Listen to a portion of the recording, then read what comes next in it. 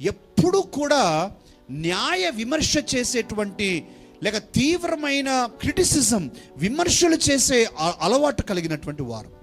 విమర్శలు చేయటమే నా పరమ విధి అన్నట్టుగా భావించటం పరిసయ్యుల ఆత్మకున్న లక్షణం. చేతులు కడుక్కోలేదనే సమస్య, భోజనం చేస్తూ ఉన్నారనే సమస్య, పని చేస్తే సమస్య, పని చేయకపోతే సమస్య. పరిసయ్యుల యొక్క పని ఏంటంటే తప్పులు వెతకటం. ప్రియులారా, మీరందరూ నాతో ఏకీభవిస్తారు. తప్పులు వెతకటమే పని కట్టుకుంటే ఎక్కడైనా ఎవరిలో అయినా తప్పులు కనిపిస్తాయి. తప్పులు వెతకాలనే పని పెట్టుకుంటే అందరిలో తప్పులు కనిపిస్తాయి. అంటే కోడిగుడ్డు మీద ఈకలు పీకినట్టు అన్నమాట. తప్పులు కనిపిస్తాయి. పరిసయ్యుల యొక్క పనే అది. నువ్వు తప్పు చేసావు, నువ్వు తప్పు చేసావు, ఎందుకు ఈ తప్పు, నువ్వు ఇక్కడ ఎందుకు కూర్చున్నావు, ఎందుకు లేచావు, ఎందుకు మాట్లాడావు, ఎందుకు మాట్లాడటం లేదు, ఎందుకు అక్కడికి వెళ్ళావు, ఎందుకు వెళ్ళలేదు, నేను చెప్పాను కదా, నేను చెప్పలేదు కదా. ఇవే ఉంటాయి. ఇంకా ప్రియులారా, దయచేసి ఈ విషయాన్ని మనం జ్ఞాపకం చేసుకుందాం. తప్పులు వెతకటం మనం ఆపేద్దాం. తప్పులు వెతికితే మనకు అదే అయిపోద్ది.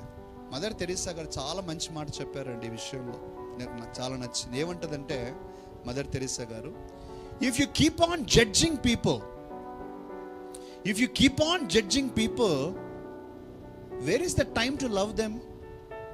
నువ్వు ఎప్పుడూ ఒకరి తప్పులు వెతుకుతా ఉంటే వారిని ప్రేమించడానికి నీ దగ్గర సమయం ఎక్కడ ఉంటుంది? ఇంకా ఆలోచించేద్దాం. మన దగ్గర సమయం ఎక్కడ ఉంటుంది? ఇంకా ఎప్పుడు తప్పులు వెతుకుతూ ఉంటాం. ఈ రోజుల్లో ప్రియులారా, ఈ యూట్యూబ్ తర్వాత వాట్సాప్లు ఇవన్నీ వచ్చిన తర్వాత, సోషల్ మీడియా ఎక్స్ప్లోజన్, విప్లవం వచ్చిన తర్వాత ఎవరంటే వారు, ఎవరినంటే వారిని విపరీతమైన విమర్శలు. ఛానల్ పెట్టడం చాలా సులభం కదా, పెట్టేస్తారు. విమర్శలు ప్రత్యేకంగా మన క్రైస్తవ సమాజంలో కూడా దైవజనులు అనేకులను విమర్శించడం పని కట్టుకొని ప్రియులారా కొంతమంది ఇలా భావిస్తూ ఉన్నారు. తప్పులు వెతకటం, తప్పులు వెతికి వారిని అభ్యంతర పెట్టడం.